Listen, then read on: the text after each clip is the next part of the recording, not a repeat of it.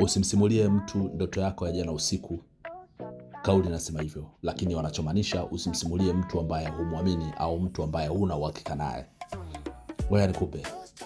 Kuna mchizi anaitwa Henry kwa jina moja, au sio? Huyu jamaa baba yake alishafariki kitambo, lakini anakwambiaje? Mimi awali nilikuwa naamshwa na baba usiku, tunapiga story then anaondoka.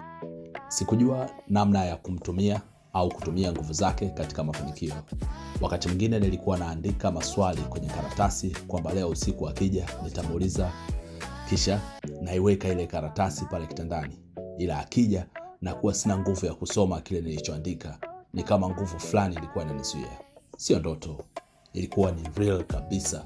Maana kuna muda nilikuwa nalala bila bukta, uchi kabisa. Ila akija usiku anasema, Harry, amka uvae tuzungumze. Naamka, navaa, then tunazungumza. Asubuhi nikija kuamka najikuta nina bukta wakati nilitakiwa niamke uchi.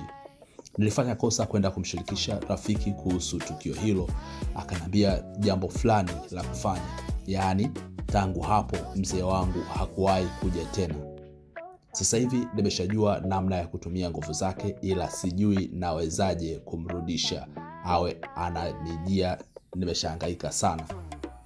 Ikiwa utasoma komenti hii na unajua namna naweza tena kumuita, basi usiache kuja inbox. Hiyo nimeandika hapo juu ni based on true story. As a matter of fact, sio based on true story kwa sababu hajachanganya mazaga. Hiyo ni true story. Hiyo ni story yenyewe. Sio based on true story wala sio true story. Ni story yenyewe. Najua.